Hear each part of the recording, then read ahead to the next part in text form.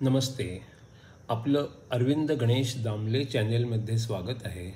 मी अरविंद दामले आपल्यासमोर प्रस्तुत करीत आहे माझ्याच काही मराठीतील कविता. हा आहे ह्या कवितांच्या सत्राचा 414वा भाग.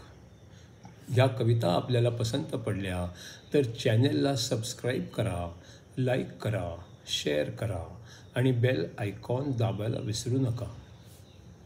तर पहिली मराठीतली कविता आहे. एका तत्ववेत्याने सांगितले आहे की थोडा राग आला तर 1 ते 10 असे अंक सावकाश मोजून पाहायला हवे आणि जास्त राग आला तर 1 ते 10 इरसाल शिव्या आठवून सावकाश पण मनातल्या मनात देऊन बघायला हव्या. आता दुसरी कविता आहे.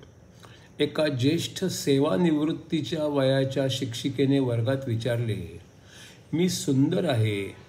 ह्या वाक्याचा काळ कोणता आहे? भूतकाळ, वर्तमान काळ का भविष्यकाळ? ताबडतोब विद्यार्थ्यांकडून उत्तर आले, भूतकाळ. आता तिसरी कविता आहे. हनुमान चालिसावर आधारित, चौपाई क्रमांक 31 भाग 1. साधु संत के तुम रखवारे, असुर निकंदन राम दुलारे. तुम्ही रामाचे लाडके आहात. तुम्ही साधू, संत, सज्जन आणि धर्म या सर्वांचे रक्षण करता आणि असुरांचा सर्वनाश करता. साधू संत सज्जनांचे तू रक्षण करतो, राक्षसांचे हनन करतो, रामाच्या मनातले करतो.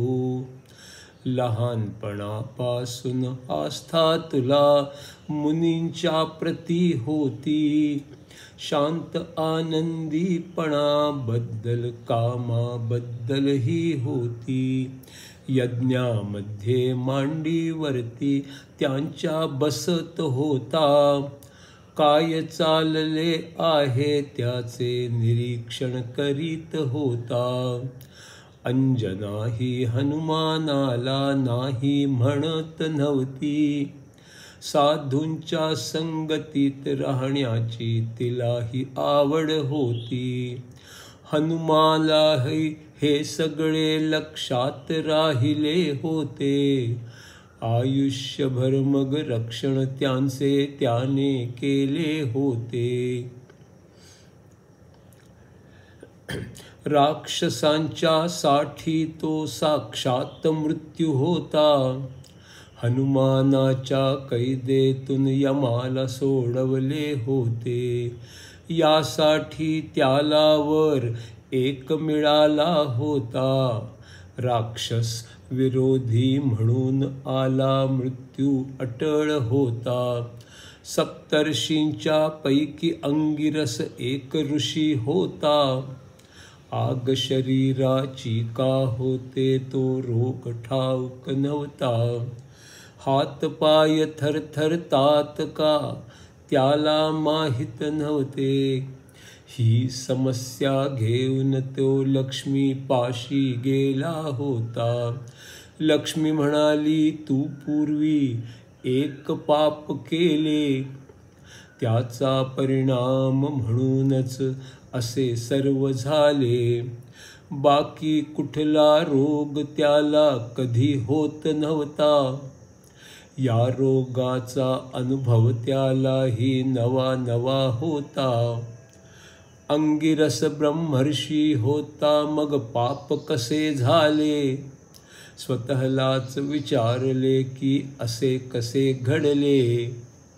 देवी वदली शुक्राचार्यांवर अन्याय झाला होता, पुत्र बृहस्पतीला जास्त भाग दिला होता. बृहस्पतीला देवगुरु असे नेमले होते, शुक्राचार्याला दानवगुरु तेव्हाच केले होते. शुक्राचार्य या गोष्टीचा सूड घेणार होता, देवांविरुद्ध दानवांना मदत करणार होता. अंगिरस विचारी देवीला आता काय करावे. देवी म्हणाली हनुमानाच्या पाशी तू जावे. त्याला सारे नीट काही सांगून तू पहावे आणि पापाचे प्रमाण कमी करून घ्यावे. हनुमान मुखे कथा ऐकून पाप कमी होईल. शुक्राचार्यांची इच्छा होती आग तशीच राहील. शुक्राचार्य रोज नवे राक्षस बनवित होता.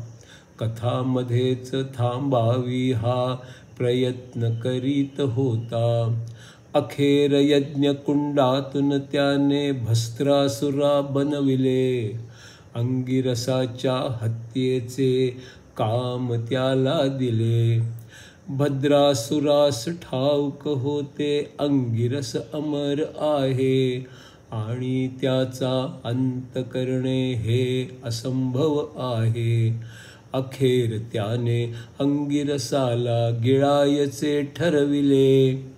पोटातील आगीने त्याला मारायचे ठरविले. एके दिवशी संधी साधून अंगिरसाला गिळले. त्याच्या अस्तित्वाची ऊर्जा कमी करायचे ठरले. शांत राहून मग तो हनुमानाच्या शरणी गेला. मनापासून स्मरण करून स्वतःचे प्राण मागितले.